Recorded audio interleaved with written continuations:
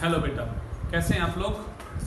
So last topic में बेटा जी हम लोगों ने आपको इंट्रोडक्शन दिया था अबाउट द जेनेटिक्स। कि जेनेटिक्स वर्ड का क्या मतलब होता है, डीएनए क्या होता है, क्रोमोजोम क्या होता है, जीन क्या होता है। एंड मैंने आपको वर्ड समझाया अलील, कि एक पेयर ऑफ जीन है जो एक ही करेक्टर के जो कॉन्ट्रास्टिंग ट्रेट है बेटा, जो उनको वो कंट्रोल करता है। मैं कहूँगा वो जो है बेटा, जो अलील सेम भी हो सकते हैं किसी के पास, या अलग अलग भी हो सकते हैं। वो सब बातें कि ये वर्ड आपको अभी और अच्छे क्लियर होंगे जैसे जैसे आप इन चीज़ों को आगे यूज करते हुए जाओगे। तो अगर बाई चांस आपको थोड़ा कंफ्यूजन आ रहा है तो आपको घबराना नहीं है बिल्कुल भी, थोड़ा सा वेट करो। अब जैसे हम काम को शुरू करेंगे, इसको पढ़ना है बेटा जी यहाँ पे, तो धीरे धीरे ये चीज़ें और ज़्यादा आपके लिए क्लियर होती जाएगी। तो चलिएगा टॉपिक की शुरुआत करते हैं जहाँ से एक्चुअल जेनेटिक्स की शुरुआत होती है। जेनेटिक्स की शुरुआत हुई उस टाइम पे जो साइंटिस्ट था जिसने काम किया, उसका नाम था बेटा जी मेंडल। एंड इन्होंने खुद नहीं पता था कि मैंने क्या कर दिया। एक्चुअली इन्होंने, ये एक चर्च में पादरी थे और इन्होंने बेटा जी पी प्लांट पे, गार्डन पी प्लांट पे बेटा जी यहाँ पे इन्होंने एक्सपेरिमेंट परफॉर्म किया हाइब्रिडाइजेशन का। एक हाइब्रिड प्लांट बनाने का इन्होंने एक्सपेरिमेंट किया और उस टाइम पे इन्होंने कुछ रूल्स बताए कि कैसे एक हाइब्रिड क्रिएट होता है या कैसे एक प्लांट के कैरेक्टर आगे ट्रांसफर होते हैं। एक्चुअली इसके मरने के बाद दुनिया के इतिहास में जीन नाम का वर्ड आया था बेटा जी। इन्होंने वहां पे टर्म यूज किया था जीन की जगह बेटा जी फैक्टर। इन्हें खुद नहीं पता था, मतलब ये जब ये सब बातें बता के गए उस टाइम तक बेटा जी डीएनए भी डिस्कवर नहीं हुआ था। इवन हमें सेल साइकिल के बारे में, मियोसिस माइटोसिस कुछ भी नॉलेज नहीं थी। डीएनए के बारे में, न्यूक्लिक एसिड के बारे में बेटा जी हमें कोई भी नॉलेज नहीं थी। उस टाइम पे इन्होंने जेनेटिक्स में पहला काम करके दिखाया था और इन्हें खुद भी नहीं पता था कि मैं जेनेटिक्स की ये सब बातें कर रहा हूँ। इन्होंने तो अपने टॉपिक की हेडिंग बनाई थी hybridisation in the pea plant, मतलब ये क्या कर रहे थे और ये क्या कर गए, इन्हें खुद उसके बारे में नहीं पता था। इवन लोगों ने इन्हें सही भी नहीं माना था। इनके मरने के बाद जब वही काम वापस से रीडिस्कवर हुआ तो पता लगा कि ये काम तो बहुत साल पहले कोई और कर गया था। तब जाके बेटा जिनको उपाधि दी गई थी वहां पे फादर ऑफ द जेनेटिक्स की, मतलब इनके मरते मरते इन्हें कोई नेम एंड फ्रेम नहीं मिला। इनके मरने के बाद इन्हें बेटा जी कहा गया था फादर ऑफ द जेनेटिक्स बेटा जी। तो चलिए बातों को थोड़ा सा लंबा नहीं खींचते हैं, टू द पॉइंट बातें करते हैं कि एक्चुअली क्या किया था इन्होंने, कैसे कैसे शुरुआत की थी, कब से कब क्या किया था इन्होंने। वो थोड़ा सा हिस्ट्री बैकग्राउंड को जानते हैं, चीजों को समझते हैं, फिर हम अपनी जेनेटिक्स को शुरू करेंगे। तो समझिएगा बेटा जी, इन्होंने बेटा जी एक्सपेरिमेंट कंडक्ट किया था ऑन पी प्लांट। तो मैं कहूंगा बेटा जी conduct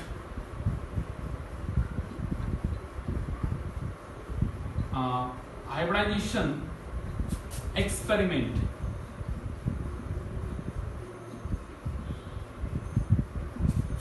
on garden pea plant।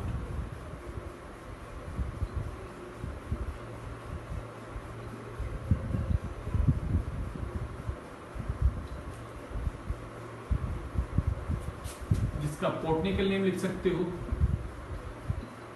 पिशियम स्टीवम। उस पे बेटा जिन्होंने अपना एक्सपेरिमेंट परफॉर्म किया था, कब से कब बेटा जी, from 1856 to 1863 for 7 years।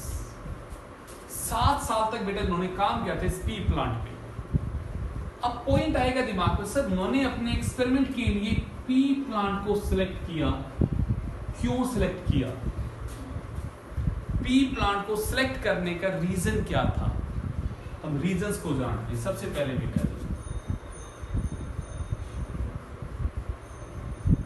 P plants में कुछ ऐसे फीचर है जिसकी वजह से उन्होंने उसे सिलेक्ट किया था। पहले बेटा जी शॉर्ट लाइफ स्पैन। मैं सोच के देखो, मैं ये देख रहा हूं कि कैसे एक पेरेंट के कैरेक्टर आगे ट्रांसफर होते, मैं ये पढ़ना चाहता हूं, मैं इनहेरिटेंस को समझना चाहता हूं। एंड मैंने कोई एक ऐसा एनिमल यूज किया जिसका लाइफ स्पैन बहुत ही बड़ा है, जिसका जैसे हम ह्यूमन बींग्स की बात करते हैं भाई, वो अडल्ट की एज में आएगा, 15 साल तक बेटा जो प्यूबर्टी को अटेंड करेगा, फिर हम उसकी शादी करेंगे, फिर उनके बच्चे पैदा होंगे, फिर वो प्यूबर्टी को अटेंड करेंगे, फिर उनकी शादी होगी, ऐसे करेंगे। तो एक साइंटिस्ट अपनी पूरी लाइफ में कितनी जनरेशन देख पाएगा? 3, 4, 5, तो वो कैसे कुछ प्रिंसिपल्स दे पाएगा, कैसे वो कह पाएगा कि भैया जी एक्चुअली इस तरह से जीन ट्रांसफर होते हैं, इस तरह से कैरेक्टर ट्रांसफर होते हैं। बट पीके प्लांट की लाइफ बेटा जी 3 मंथ्स की होती है, छोटी सी लाइफ है, तो वो एक ही साल में बेटा उसके 4 जनरेशन देख सकता है। तो मतलब कैसे वो इन प्लांट के बीच में क्रॉसिंग कर रहा है, तो अगला प्लांट कैसे पैदा हो रहा है, फिर वो उन प्लांट के बीच क्रॉसिंग कराता है, फिर अगला प्लांट कैसे पैदा होता है। तो ये वो अगेन एंड अगेन कर रहा था रिपीटेड क्रॉसिंग, तो देख पा रहा था कैसे एक पेरेंट्स के कैरेक्टर आगे ट्रांसफर हो रहे हैं, क्या वहां पे रूल लग रहे हैं यहाँ पे, तो उनको समझने की कोशिश कर रहा था। उसने उनके बेसिस पे कुछ रूल बनाए कि एक्चुअली इस तरह से चीजें ट्रांसफर होते हैं। उसके लिए सबसे अहम बात थी कि वो किसी ऐसे अपने एक्सपेरिमेंटल ऑब्जेक्ट को सिलेक्ट करें जिसकी लाइफ स्पेन कैसा हो, छोटा हो। तो मैं कहूंगा पी प्लांट की भी लाइफ कैसी बेटा छोटी है, तो ये उसके लिए फायदेमंद थी। तो ये उसके एक पॉजिटिव फीचर्स था, एक पॉजिटिव पॉइंट था कि पी प्लांट को सिलेक्ट करने का सबसे बड़ा रीजन था यहाँ पे उसकी लाइफ स्पेन कैसी होती है, छोटी होती है, पहला पॉइंट। दूसरा बेटा जी, large number of offspring produce, large number of offspring produced during single crossing। अब सोच कर देखो बेटा जी कि अगर हम एक पी प्लांट के एक फ्लावर की बेटा जी हम क्रॉसिंग करवा देते हैं 2 सिलेक्टेड प्लांट के बीच में कि भाई ये मेल है ये फीमेल, हम उनकी क्रॉसिंग करा दी। मैंने देखो आपको प्लांट रिप्रोडक्शन के अंदर बेटा जी टॉपिक पढ़ाया था आर्टिफिशियल हाइब्रिडाइजेशन। मैंने आपको 3 स्टेप पढ़ाए थे बेटा जी, इमस्कुलेशन, बैगिंग एंड हाइब्रिडाइजेशन। उन तीनों स्टेप को दोबारा खोल के देखना, वही तरीका यूज करेंगे बेटा जी हम यहाँ पे। तो पॉइंट क्या आता है, आपने 2 सिलेक्टेड प्लांट के बीच में किया था, आप ये देखते हो 1 या 2 प्लांट आए वहां पे, तो आप वहां पे नंबर ऑफ ऑफस्प्रिंग क्या आ रहे हैं बेटा जी, बहुत ज्यादा प्रोड्यूस हो रही है। आपको पता है बेटा जी एक पी के प्लांट में बहुत सारे बेटा जी यहाँ पे मटर के दाने होते हैं, तो नंबर ऑफ ऑफस्प्रिंग प्रोड्यूस होते हो क्या होते हैं, बहुत ही लार्ज प्रोड्यूस हो रहे हैं। इससे उसे संभावनाएं पता लग रही है कि इन कैरेक्टर के आगे जाने की क्या प्रोबेबिलिटी है, वो ज्यादा पता लग रही है उसे किसी भी चीज का स्टैटिकल एनालिसिस करने के लिए डाटा जो कलेक्शन हो रहा है वो ज्यादा हो रहा है यहाँ पे। तो मैं कहूंगा ये भी उसका एक प्लस पॉइंट था बेटा जी। सेकेंड बेटा जी, pea plant has contrasting character, या मैं कहूंगा सिंपल सा कॉन्ट्रास्टिंग कैरेक्टर प्रेजेंट। अब कॉन्ट्रास्टिंग कैरेक्टर क्या है बेटा जी, अपोजिट टू ईच अदर, जिन्हें आप बिल्कुल फिनोटिपिकली ऑब्जर्व कर सकते हो। एक प्लांट बड़ा है तो एक प्लांट छोटा है, एक प्लांट के सीड राउंड है तो रिंकल्ड है, वॉयलेट फ्लावर है तो मैं कहूंगा व्हाइट फ्लावर है बेटा जी। आपको दिखाई देगा बेटा जी यहाँ पे या तो एक्सेल पे फ्लावर आ रहा है या फिर बेटा जी टर्मिनल पे फ्लावर आ रहा है। तो मतलब एक ही कैरेक्टर को लेकर जो ट्रेट है बेटा जी वो कॉन्ट्रास्टिंग है, मतलब जो 2 उसके अलग अलग फॉर्म से कैरेक्टर के वो बिल्कुल ही opposite to the each other है, तो उन्हें ऑब्जर्व करना बहुत ही आसान है कि भाई एक मेल प्लांट लिया वो बड़ा है, एक फीमेल प्लांट लिया वो छोटा है, तो उसमें की क्रॉसिंग करते हैं, देखते हैं बच्चे कैसे पैदा होते हैं। अब सोचो अगर हाइट उनकी बड़ी स्मॉल डिस्टेंस वेरिएबल होते तो उसके लिए उन्हें ऑब्जर्व करना मुश्किल हो जाता। तो क्योंकि उसमें कॉन्ट्रास्टिंग कैरेक्टर है तो इजीली क्या है बेटा जी यहाँ पे आपके ऑब्जर्वेबल है, वो इजीली उन्हें नोटिस कर सकता है। तो मैं कहूंगा ऐसे कैरेक्टर उसमें क्या थे बेटा जी, प्रेजेंट थे। तो ये थर्ड उसका प्लस पॉइंट है बेटा जी। फोर्थ बेटा जी, हाइब्रिडाइजेशन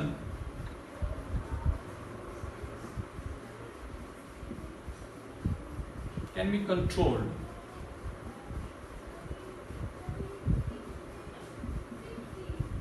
आपने एक हाइब्रिडाइजेशन का टाइप पढ़ा था बेटा जी कि सर उसमें जो हाइब्रिडाइजेशन होती है वहां पे हमने पढ़ा था आर्टिफिशियल के नाम से, कि हम इमेस्कुलेशन कर देते हैं, फिर बैगिंग करते हैं, फिर हाइब्रिडाइजेशन करते हैं, मतलब हम सिलेक्टेड प्लांट के बीच में वहां पे क्रॉसिंग कर रहे थे।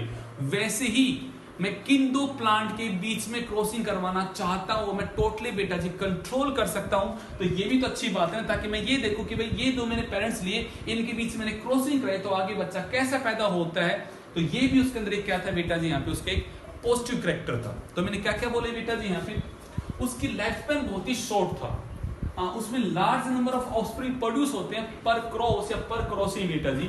आप ही कहते हो कॉन्ट्रास्टिंग कैरेक्टर उसमें प्रेजेंट थे बेटा जी। आपने बोला हाइब्रिडाइजेशन जो है बेटा जी उसे बेटा जी आप इजिली क्या कर सकते हो, यहाँ पे कंट्रोल कर सकते हो। And the one of the important point बेटा जी, प्योर लाइन इजिली अवेलेबल। अब ये प्योर लाइन क्या होता है, ये अभी 2 मिनट बाद आपके लिए क्लियर हो जाएगा, थोड़ी देर बाद आगे जब टॉपिक बढ़ेंगे, बट ये भी उसके एक प्लस पॉइंट है बेटा जी। तो ये मैंने रीजन दिए कि जो अपने मेंडल साहब थे, जो कि कहलाए थे फादर ऑफ द जेनेटिक्स, उन्होंने बेटा जी इस पी प्लांट में, पीसम स्टीमम पे बेटा जी 7 साल तक काम किया था। तो पॉइंट मैंने आपको ये समझाया, उसने पी प्लांट को क्यों सिलेक्ट किया, मैंने आपको वो रीजन समझाया सबसे पहले कि why Mendel select P plant for his experiment. तो मैंने उसके आपको 5 वो रीजन दिए हैं कि उन्होंने क्यों सिलेक्ट किया था। मैं दोबारा दोहराता हूं, क्योंकि पी प्लांट की लाइफ स्पैन बहुत ही शॉर्ट होता है, सो दैट वो एक लिमिटेड टाइम पीरियड में लार्ज नंबर ऑफ क्रॉसिंग करवा सकेगा बेटा जी। नंबर ऑफ ऑफस्प्रिंग जो प्रोड्यूस होते हैं पर क्रॉसिंग वो बहुत ही ज्यादा होते हैं, सो उसके पास स्टैटिकल एनालिसिस करने के लिए जो अवेलेबल डाटा है वो बहुत ही ज्यादा है बेटा जी। तो उनके ऊपर एक रेशियो निकालेगा कि एक्चुअली इतने प्लांट की मैंने क्रॉसिंग कराई तो उनके इतने बच्चे पैदा होते हैं, तो किस रेशियो में कैरेक्टर ट्रांसफर होता है, वो उसकी प्रोबेबिलिटी को पता लगा लेगा। उसका स्टैटिकल एनालिसिस करना उसके पास में आसान था, बिकॉज उसके पास में कलेक्शन ज्यादा था बेटा जी यहाँ पे। ओके, अगला पॉइंट आता है कि उस प्लांट में कॉन्ट्रास्टिंग कैरेक्टर अवेलेबल थे, मतलब अपोजिट टू ईच अदर, जिन्हें वो इजीली बेटा जी ऑब्जर्व कर सकता है, इजीली बेटा जिन्हें वो नोटिस कर सकता है, ऐसे कैरेक्टर उसमें अवेलेबल है बेटा जी। पॉइंट आता है बेटा जी यहाँ पे कि हम उसमें किन प्लांट्स के बीच में क्रॉसिंग करवाना चाहते हैं, हम उस प्रोसेस को बेटा जी टोटली कंट्रोल कर सकते हैं। तो पी में वो प्रोसेस को कंट्रोल कर सकता था, इसलिए हमने कहा कि ये भी उसके एक प्लस पॉइंट था बेटा जी। एंड प्योर लाइन, अब ये क्या होता है ये थोड़ी देर बाद आपको बताऊंगा बेटा जी, पर इसमें प्योर लाइन भी इजिली क्या थी बेटा जी, अवेलेबल थी। ये एक पॉइंट आता है यहाँ पे। चलिए अब पॉइंट आता है, उन्होंने काम किया पी प्लांट पे, ये रीजन उसने दे दिए पी प्लांट के सिलेक्ट के बेटा जी।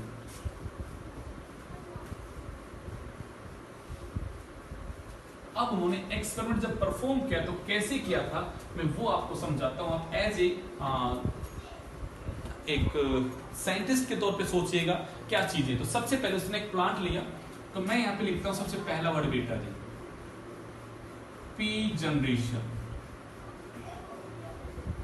इस पी वर्ड के 2 मतलब है बेटा जी।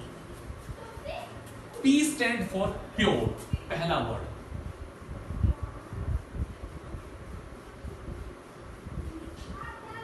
And P stand for parent. समझो जरा वर्ड को। एक ऐसा प्लांट जिसको हमने बेटा जी यूज किया to start up the breeding programme, मतलब हम किसी एक कैरेक्टर का इनहेरिटेंस पढ़ना चाह रहे हैं कि प्लांट की हाइट कैसी है। मैंने एक पी प्लांट को लिया, दूसरे पी प्लांट को लिया, मैंने उनके बीच में क्रॉसिंग कर, मैंने ये देखा कि बच्चों की हाइट कैसे पैदा होती है, फिर उनके बीच में क्रॉसिंग कराई तो उनके आगे वाले बच्चों की कैसी हाइट पैदा होती है। तो मैं किसी एक कैरेक्टर या 2 कैरेक्टर का बेटा जी इनहेरिटेंस पढ़ रहा हूं, मैं उसकी हेरिडिटी को पढ़ रहा हूं कि how the character get transfer from one generation to the next generation. तो जब मैं ये पढ़ना चाहूंगा तो मैं जब प्रोसेस को शुरू करूंगा बेटा जी यहाँ पे, तो किसी प्लांट के बीच तो सबसे पहले क्रॉसिंग कराऊंगा ना।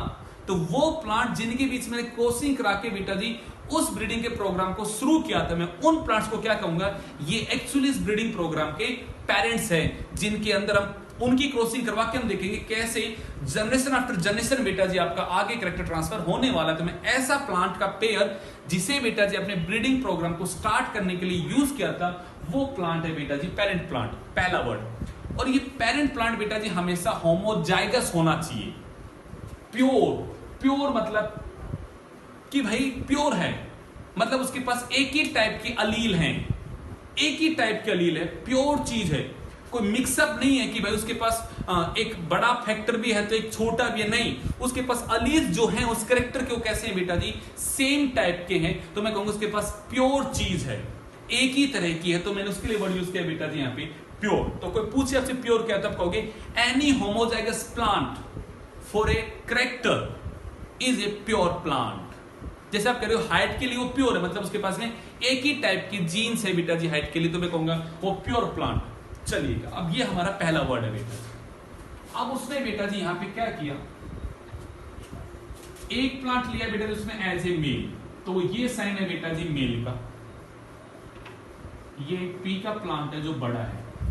उसने दूसरा एक प्लांट लिया बेटा जी जिसे उसने ट्रीट किया एज ए फीमेल, और ये प्लांट उसने लिया छोटा, ये प्लांट उसने लिया टॉल, ये प्लांट लिया बेटा जी उसने ड्वार्फ, उसने 2 प्लांट ले लिए। अब पॉइंट आता है सर हम इसमें कंट्रोल कैसे करेंगे, तो आपको मैंने 3 स्टेप बताए थे, याद कीजिएगा कि ये बाइसेक्सुअल फ्लावर है, तो सबसे पहला आपने स्टेप पढ़ा था बेटा जी इमस्कुलेशन। रिसिता गुड़िया, इमस्कुलेशन क्या था? रिमूवल ऑफ एंथर, ये स्टेप पढ़ाए हैं बेटा जी मैंने आपको, removal of anther from a flower.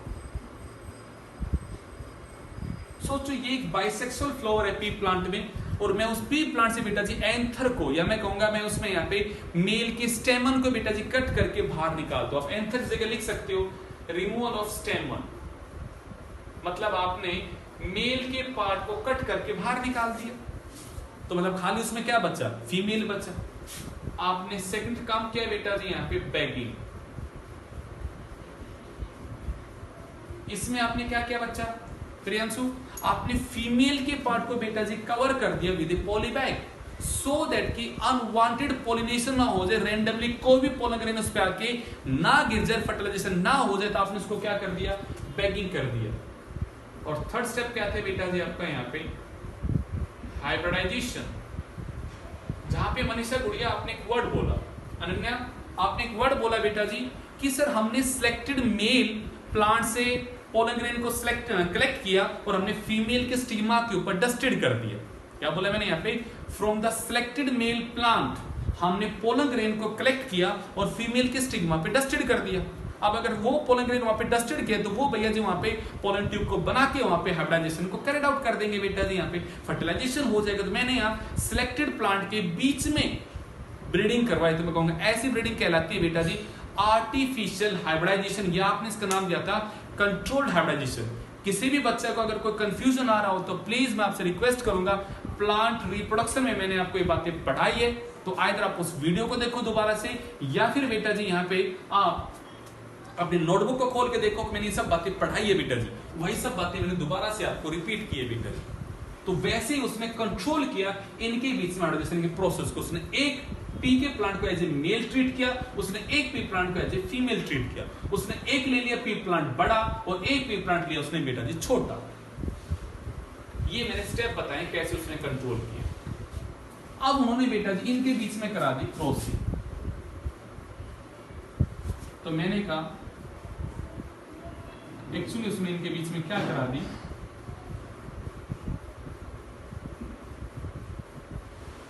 Crossing.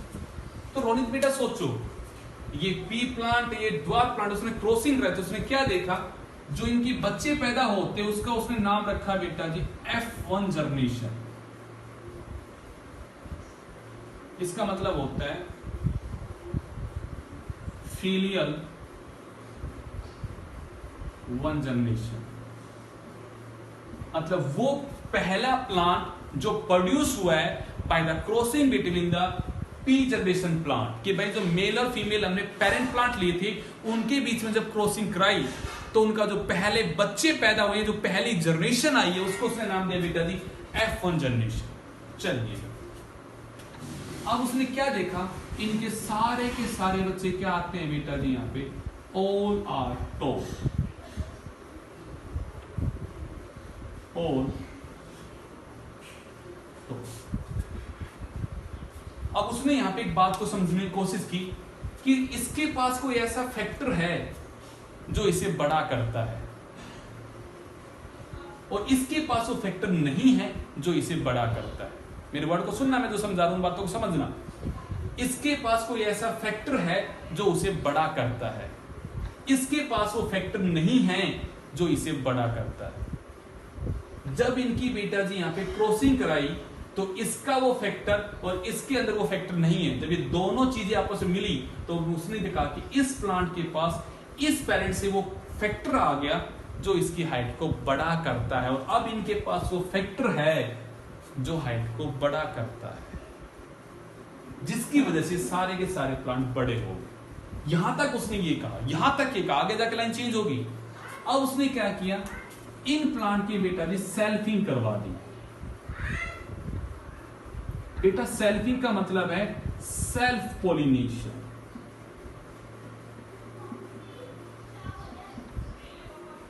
मतलब इस प्लांट के जो बाइसेक्सुअल फ्लावर होने उनके बीच में क्या करा दिया बेटा जी, पोलिनेशन होने दिया। तो उसने कहा कि जब यही प्लांट आपस में क्रॉसिंग करेगा तो ये प्लांट तो प्रोड्यूस तो इन दोनों से हुआ है ना, तो उसके अब कैसे आगे बच्चे पैदा होंगे वो उसने कहा मैं ऑब्जर्व करूंगा। तो अब उसने कहा जब F1 जनरेशन की प्लांट्स के बीच में क्रॉसिंग हुई तो उसने क्या देखा, जो आगे जनरेशन आती है उसका उसने नाम रखा बेटा जी F2 जनरेशन।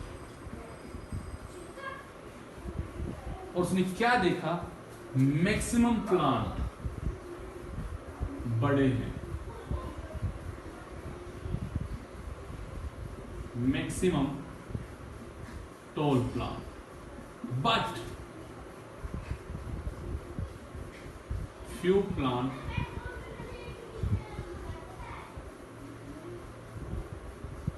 dwarf। अब फिर कहानी को दोहराते हैं। इसके पास कोई ऐसा फैक्टर है रोनित जो इसे बड़ा करता है, वो फैक्टर इसके पास नहीं है। इनके बीच में जब क्रॉसिंग कराई तो उन पेरेंट्स के गैमेट्स जब फ्यूज हुए तो हमने कहा भाई अब इसके पास में वो फैक्टर आ गया जो इसकी हाइट को बड़ा करता है। तो मेरे भाई अब अगर इस प्लांट के पास वो फैक्टर है जो इसके हाइट को बड़ा करता है तो इनके आगे जो भी बच्चे पैदा होंगे फिर तो उनके पास भी वो फैक्टर जाना चाहिए जो उनकी हाइट को बड़ा करता है। तो मतलब आगे आने वाले सारे प्लांट को बड़ा होना चाहिए था, बट आगे आने वाले सारे प्लांट टॉल यहां नहीं है। क्यों नहीं है? तो उसने इस एक्सपेरिमेंट को जब परफॉर्म किया तो उसके बेसिस पे उसने यहां पे कुछ एनालिसिस किया और उसने इस एक्सपेरिमेंट को मैथमेटिकल वे में करके दिखाया। और उसने किस प्रकार से किया अब मैं वो करके दिखाता हूं। या उसने एक लाइन बोली यहां पे सबसे पहले, actually every character is controlled by one pair of factor. अब जरा कहानी को सुनना, मेरा पहला कंक्लूजन या मैं कहूंगा रिजल्ट ऑफ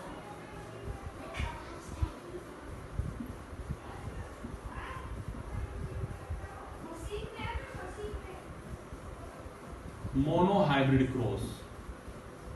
अब आप क्वेश्चन मोनो हाइब्रिड क्यों बोला आपने से, मैं कहूंगा क्योंकि मैं देखो इस प्लांट में तो बहुत सारे कैरेक्टर हैं बट मैं ड्यूरिंग द क्रॉसिंग मैं सिर्फ एक ही कैरेक्टर की बात कर रहा हूं। इसी का यहाँ पे केशिका कत्यानी गुड़िया, मैं इस पी प्लांट में तो हजारों कैरेक्टर हैं बट मैं सिर्फ ये देख रहा हूं कि जब ये प्लांट इस प्लांट से क्रॉस होता है तो आगे वाले बच्चों की हाइट कैसी है। मैं बाकी कैरेक्टर नहीं देख रहा कि उसके फूल कैसे हैं, पत्ते कैसे हैं, क्या है ना, मैं नहीं देख रहा हूं। मैं सिर्फ ये देख रहा हूं हाइट कैसी है। तो अगर हम किसी भी क्रॉसिंग के दौरान सिर्फ एक कैरेक्टर को कंसीडर करें तो ऐसी क्रॉसिंग क्या बनती है बेटा जी, मोनो हाइब्रिड क्रॉस। अगर ऐसे ही during the crossing two character को कंसीडर किया जाए तो वो बन जाएगी डाई हाइब्रिड क्रॉस। और अगर हम तीन कैरेक्टर को कंसीडर करें तो वो बन जाएगा ट्राई हाइब्रिड क्रॉस। तो ये ड्यूरिंग द ब्रीडिंग हम कितने कैरेक्टर को कंसीडर कर रहे हैं, कितने कैरेक्टर को हम कंसीडर कर रहे हैं उसके बेसिस पे हमने ये नाम दिया है बेटा जी कि during the breeding we consider only a single character, that's why we call it mono hybrid cross. Clear है बात? ओके। अब उसने क्या कहा, पहला रिजल्ट उसने क्या निकाला, पहला उसने रिजल्ट कहा बेटा जी पेड़ फैक्टर। पहला उसने रिजल्ट का पेड़ फैक्टर, जरा सुनना। उसने कहा कि भाई every character is not controlled by a single factor but it is controlled by a pair of factor। मतलब इसकी हाइट को बड़ा करने के लिए कोई एक नहीं दो फैक्टर रिस्पॉन्सिबल है। मतलब पेयर में है वो फैक्टर जो इसके पास बैठा हुआ है जो इसके हाइट को बड़ा करता है।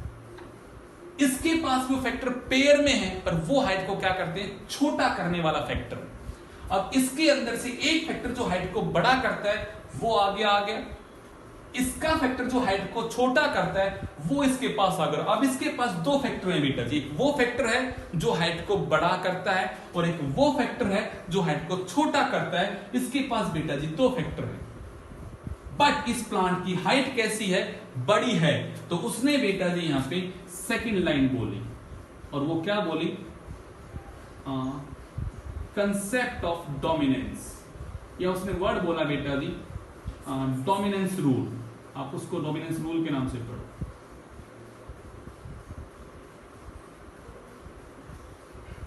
क्या मतलब इस बात का, in the hybrid condition when the two different factor of a particular character present together, then one of the factor is able to express and one factor is not able to express. The factor that express is known as dominant and the factor that do not express is known as recessive. मेरे word को समझो मैं क्या बोल रहा हूं, चीज बड़ी छोटी है, बड़ी समझदार वाली बात है, समझना। डोमिनेंस का रूल क्या कहता है कि भाई इसके पास एक पेड़ का फैक्टर है जो इसके हाइट को बड़ा करते हैं, वो वन पेयर में है। इसके पास भी वो फैक्टर है जो इसके हाइट को बड़ा करते हैं, वो भी पेयर में है। अब वो एक फैक्टर इसके अंदर से आया, एक फैक्टर इसके अंदर से आया, तो मैं कहूंगा इसके पास भी पेयर में है। बट पेयर में कैसा पेयर है, एक वो पेयर है जो हाइट को बड़ा करता है और एक वो है बेटा जी जो छोटा करता है। मतलब इसके पास वो जो पेयर उनमें एक बड़ा वाला है तो एक वहां पे छोटा वाला है। और तो हमने कहा बेटा जी इस पेयर में से one of the factor able है जो अपने आप को एक्सप्रेस कर पा रहा है, बट दूसरा फैक्टर एक्सप्रेस नहीं कर पा रहा है तो दो ना। तो मैं कहूंगा जो एक्सप्रेस कर रहा है वो कौन है, डोमिनेंट है, और जो एक्सप्रेस नहीं कर पा रहा है वो कौन है, वहां पे रिसेसिव है। तो मैं एक लाइन बोलूंगा बेटा जी, इन हेटेरोजाइगस, मैं ऊपर लिखता हूं, चलो अभी मैं समझा रहा हूं, बाद में लिख दूंगी सारे रूल, अभी आप वेट कीजिएगा। फिलहाल मुझे समझा लीजिए क्योंकि जगह छोटी है तो फिर ऐसा होगा हम तीसरी बात नहीं लिख पाएंगे। ओके, अब तीसरी बात को समझ के देखते हैं कि सर अब यहां पे दो फैक्टर प्रेजेंट, एक वो जो बड़े वाला है, एक वो जो छोटे वाला है। तो सर आगे हम देखते हैं कि आगे मैक्सिमम प्लांट कैसे बड़े होकर एक प्लांट कैसा छोटा है। मतलब अगर यहां पे वो बड़ा और छोटा वाला फैक्टर आपस में मिक्सअप हो जाते तो भैया जी छोटा कैसे पैदा होता फिर।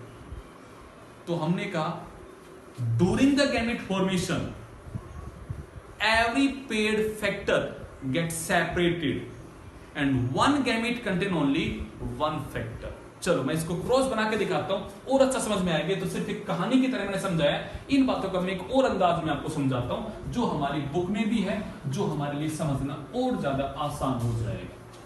समझो चीजें और क्लियर करते हैं, मजा आएगा आपको। जेनेटिक्स बड़ा जबरदस्त टॉपिक है। अब इसको अपनी एनसीईआरटी बुक की लैंग्वेज में समझते हैं। ये तो था एक लोकल लैंग्वेज में समझाने का तरीका। चलिएगा बेटा, मैंने कहा ये है बेटा जी पी जनरेशन, और बच्चा मैंने कहा पी का मतलब पेरेंट भी है तो पी का मतलब प्योर भी। आप ये वर्ड समझना, ये बेटा जी मेल प्लांट है जिसकी हाइट बड़ी है, तो मैंने बड़ी है, टॉल है, तो मैंने टॉल का टी ले लिया कैपिटल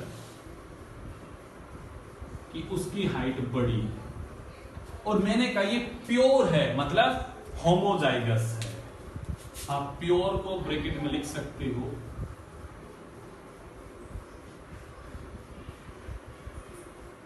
होमोजाइगस, ठीक है। मैंने कहा ये बेटा जी दूसरा प्लांट है जो छोटा है पर ये भी प्योर है। छोटा तो वैसे प्योर ही होता है। अब आपने कहा सर इनके बने होंगे गैमीट, और गैमीट बनते टाइम पे सर रूल लगता है मियोसिस का, तो ये पेयर फैक्टर अलग अलग हो गए, ये टी अलग हो गया, ये टी अलग हो गया, ये स्मॉल टी अलग हो गया, ये स्मॉल टी अलग हो गया। सिर्फ इन दोनों का हुआ होगा फर्टिलाइजेशन, तो सर यहां पे अगला प्लांट ऐसा पैदा होगा। भाई ये फीमेल की गैमीट है, ये मेल की गैमीट अक्सर इस तरह से बने होंगे, तो ये हो गया होगा यहाँ पे बेटा जी सिंगेमी, मतलब फर्टिलाइजेशन। तो मैं कहूंगा ये जो आया वो आ गया बेटा जी आपका यहाँ पे F1 जनरेशन। अब आपने कहा सर F1 जनरेशन, देखो बेटा जी इसके पास पेड फैक्टर है, वो बात ही मुझे यहां समझ में आ रही है। अगर मैं यहां पे लिखूं सबसे पहला रूल बेटा जी, पेड फैक्टर रूल, आप ये कहोगे every character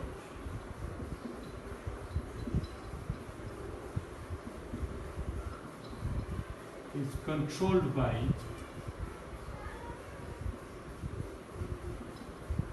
a paired factor। मतलब एक कैरेक्टर कंट्रोल करने के लिए एक नहीं, one pair of the factor responsible. Second बेटा जी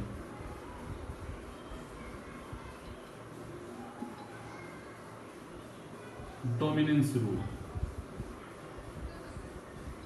अब जरा देखो यहां पे कंडीशन कैसी है बेटा जी, सर एक बड़ा है तो एक छोटा है, तो मैं कहूंगा यहाँ पे कंडीशन हेटेरोजाइगस, पर ये प्लांट दिखने में कैसा है, तो आप कहोगे सर ये दिखने में टॉल है, तो मैं कहूंगा सुनिएगा बेटा जी,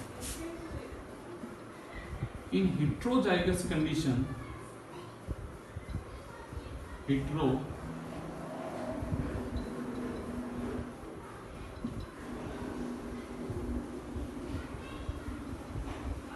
heterozygous condition, one of the allele is able to express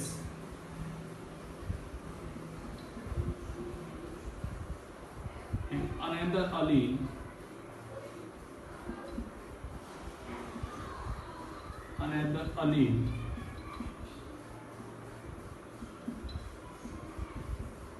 not able to express। The allele that express in heterozygous condition is dominant and another allele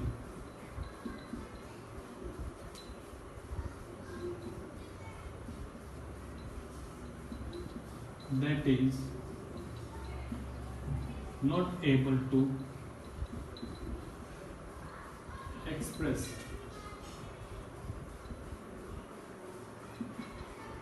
is recessive। तो आपको दो वर्ड यहां समझ में आना चाहिए कि सर डोमिनेंट कौन है, रिसेसिव कौन है। रोनित बेटा आप ये बोलोगे जो हेटेरोजाइगस कंडीशन में अपने आप को एक्सप्रेस कर दे, हमें दिखाई दे जाए मॉर्फोलॉजी में, वो है डोमिनेंट, और जो एक्सप्रेस नहीं करा दे, कोई छोटा है बट मुझे वो दिखाई नहीं दे रहा छोटा है, तो मैं कहूंगा ऐसा क्या है बेटा जी, रिसेसिव। पॉइंट को समझो बेटा जी। अब आपने इनकी की बेटा जी सेल्फी,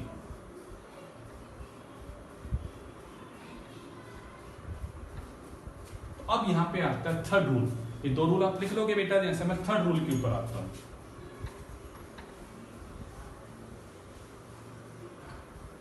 थर्ड रूल क्या कहता है,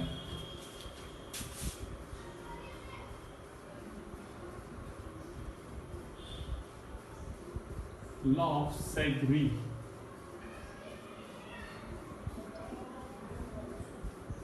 रूल ऑफ सेग्रीगेशन। ला के नाम मत दो, ला तो बाद में आए थे बेटा जी। रूल ऑफ सेग्रीगेशन क्या कहता है कि अब यहाँ पे जो ये F1 जनरेशन है उसके अंदर ये जो प्लांट, अगर ये उसके जो दो अलील है बेटा जी आपस में अगर मिक्सअप हो जाते, ये कभी अलग अलग ही ना होते, तो आगे भैया जी प्लांट कभी ड्वार्फ वाला पैदा ही नहीं होता। अगर ये छोटा वाला अलील बड़े वाले के साथ मिक्स हो जाता तो छोटा प्लांट कभी पैदा ही नहीं होता। बट हमने अभी कहा था छोटा प्लांट पैदा होता है।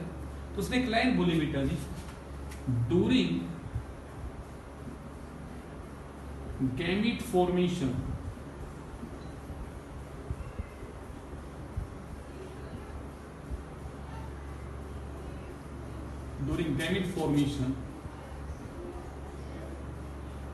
in hybrid condition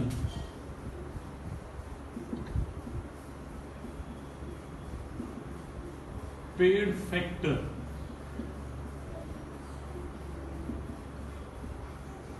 gets separated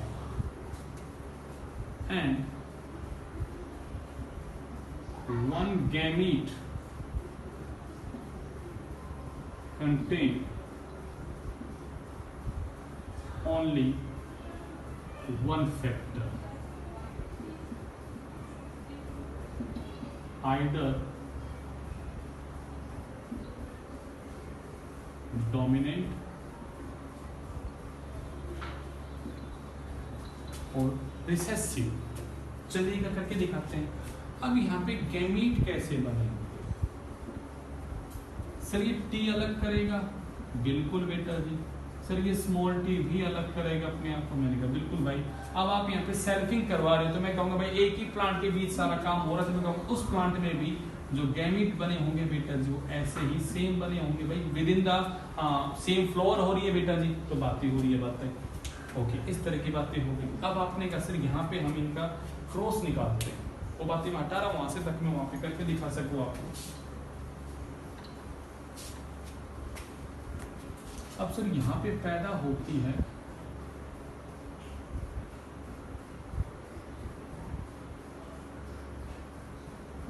F2 generation, और F2 जनरेशन क्या है उसके बारे में जरा सुनिएगा। हमने ऐसा बेटा जी एक स्क्वायर बॉक्स बनाया और हमने प्रोबेबिलिटी को फाइंड आउट किया, हमने संभावनाओं की बात की, हमने मैथमेटिक्स की बात कर रहे हैं बेटा जी। मैंने एक साइड में लिख दिया बेटा जी मेल के गैमीट और मैंने एक साइड में लिख दिया बेटा जी फीमेल के गैमीट। तो मैंने कहा भाई ये एक मेल प्लांट है तो एक फीमेल प्लांट, अब इस तरह की बात कर रहे हैं तो मैंने एक वर्ड बोला बेटा जी, मैं एक साइड में वो गैमीट लिखता हूँ जो मेल के बन सकते हैं, एक साइड में बेटा जी मैं यहाँ पे फीमेल के गैमीट।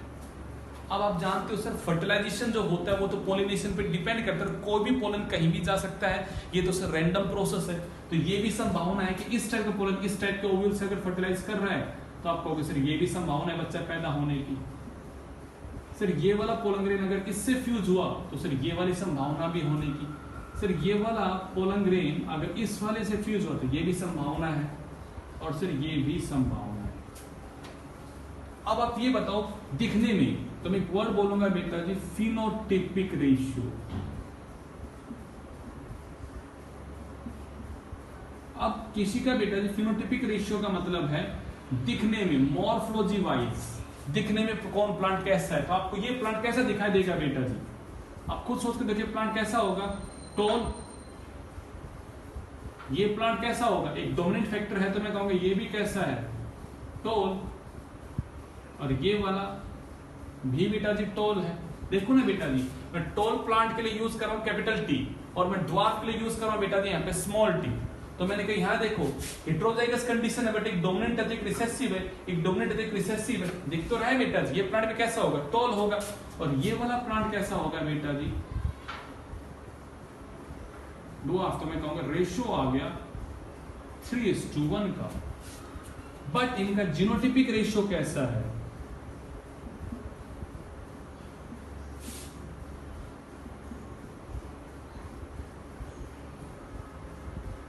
ये वाला कैसा है बेटा जी, होमोजाइगस टॉल। ये दोनों कैसे हैं बेटा जी, हेटेरोजाइगस टॉल। और ये वाला कैसा है बेटा जी, होमोजाइगस ड्वार्फ। तो मैं कहूंगा ये वाला रेशियो है बेटा जी 3:1। ये कैसा रेशियो है बेटा जी, फिनोटिपिक रेशियो। ये वाला कैसा है बेटा जी यहाँ पे, जीनोटिपिक रेशियो। मैंने इससे पहले आपको जो कहानी सुनाई थी मैं उसी कहानी को बेटा जब यहाँ रेशियो की फॉर्म में आके जो मैंने आपसे कहा था ना स्टैटिकल रेशियो निकाला जाएगा, यहाँ पे प्रोबेबिलिटी की बातें होगी, बायो में मैथमेटिक्स लगेगा, तो हम इस तरह से रेशियो निकालने की बातें कर रहे हैं बेटा जी यहाँ पे। देखो जरा क्या कर रहे हैं बेटा जी यहाँ पे। आई नो थोड़ा वीडियो लंबा हो गया बट प्लीज बोर मत होना, बड़ा जबरदस्त टॉपिक है, इंटरेस्ट बनाए रखना। जेनेटिक्स बड़ा इंपॉर्टेंट टॉपिक है। आगे आप अगर बायो लेते हो तो मैं आपको बता दूं 12th क्लास में सबसे ज्यादा मोस्ट इंपॉर्टेंट और सबसे ज्यादा वेटेज रखता है जेनेटिक्स। तो बड़ा जबरदस्त टॉपिक है, इसका अभी से आपका एक बेस बनेगा तो इसे समझना है। पी का मतलब क्या है, एक ऐसी जनरेशन जहां पे हम उन प्लांट्स की बात करेंगे जिनको हम यूज करते हैं फॉर द ब्रीडिंग प्रोग्राम। और ये प्लांट हम हमेशा कैसे लेते हैं, प्योर लेते हैं बेटा जी, मतलब होमोजाइगस प्लांट लेते हैं। जो मैंने आपको दिखा रखा है कि टॉल है बट होमोजाइगस टॉल है। ये ड्वार्फ है तो ड्वार्फ तो हमेशा होमोजाइगस ही होगा, वो बात ही हो गई। अब आपने कहा सर इसके गैमीट बनेंगे तो टीओटी अलग होंगे, मैंने कहा बिल्कुल। ये टीओटी अलग होंगे, मैंने कहा बिल्कुल। अब सर मान लीजिएगा ये पोलन ग्रेन इस ओव्यूल से आके फ्यूज होता है, मैं कहूंगा ऐसी कंडीशन होगी, ये इससे फ्यूज होता तो भी ऐसी होता, ये इससे फ्यूज होता तो भी। हर टाइप में बेटा जी यहाँ तो एक ही तरह के प्लांट पैदा होंगे, कैसे, टॉल। तो मैंने उस कहानी में कहा था कि F1 जनरेशन में सारे प्लांट कैसे है बेटा जी, टॉल है। अब आप सोचो इस तरह के प्लांट्स के बीच में क्रॉसिंग हो रही है, जो F1 जनरेशन के प्लांट हैं, जो F1 जनरेशन के प्लांट है, जो सारे टोल हमने उनके बीच में क्रॉसिंग करा दी मेरे बच्चा। तो रोनित जब हमने उनके बीच में क्रॉसिंग करा दी, नमन, भावेश, बिरजेश, हम उनके बीच में क्रॉसिंग करा रहे हैं, तो क्या होगा? आप कहोगे सर ये वाला टी और ये वाला टी अपने आप को अलग अलग करेगा, और सर ये वाला टी अलग हो गया, अलग होगा, तो सर एक मेल में तो इस टाइप के पोलन ग्रेन बने होंगे, यही सेम काम फीमेल में भी तो हुआ होगा, फीमेल में भी सर यही दोनों अलग अलग हुए होंगे, तो ये सर अलग अलग फीमेल में हुए। तो मैं यहाँ दो पेरेंट्स की बात करूँ ना, एक पेरेंट्स मेल है तो एक पेरेंट्स क्या है बेटा जी, फीमेल है, तो भाई मेल में ये संभावनाएं व्यक्त हुई है, तो फीमेल में इस प्रकार की संभावनाएं होंगी यहाँ पे, बट होंगी तो सही ना। तो मैंने कहा हमने यहाँ पे मेल के गैमेट लिखे, ये फीमेल के गैमेट लिखे यहाँ पे, कि दो तरह के गैमेट बन सकते हैं यहाँ पे। अब अगले वर्ड पे आ जाओ बेटा जी यहाँ पे। अब पॉइंट आता है सर F2 जनरेशन को हम कैसे पता लगाए, तो मैं कहूंगा मैं ऐसा करता हूँ, एक साइड में लिख लेता हूँ मेल के गैमेट, एक साइड में लिखता हूँ बच्चा फीमेल के गैमेट, और ये देखता हूँ अगर ये वाला पोलन ग्रेन ये वाला पोलन ग्रेन अगर इस ओव्यूल से फर्टिलाइज हुआ तो क्या होगा, ये वाला पोलन ग्रेन इस ओव्यूल से फर्टिलाइज हुआ तो क्या होगा, ये वाला पोलन ग्रेन अगर इससे फर्टिलाइज हुआ तो क्या होगा, और ये वाला अगर इससे फर्टिलाइज हुआ तो क्या होगा। हम वो बेटा जिसे संभावनाओं की बात कर रहे हैं, तो मैं कहूंगा इस तरह से टोल पैदा होने की संभावना कितनी है, 3 है, छोटा पैदा होने की संभावना कितनी है, 1 है। बट जेनेटिकली के देख के हम यहाँ पे उसके अंदर के जेनेटिक मेकअप को देखे, जीन्स को देखे, तो मैं कहूंगा ये होमोजाइगस टोल है बेटा जी, ये हेटेरोजाइगस टोल है बेटा जी यहाँ पे, और ये ड्वार्फ है बेटा। तो मैं कहूंगा फिनोटिपिक रेशियो कैसा है बेटा जी, 3:1 है, बट जीनोटिपिक रेशियो कैसा है बेटा जी, 1:2:1। हमेशा आपको ये रेशियो याद रखना है बिकॉज ये एज इट इज हमारे पेपर में आता है। तो प्लीज इसे एक बार अच्छे से करना, फिर कोई डाउट हो तो हमसे बातें करना। चलिएगा, थैंक यू बेटा।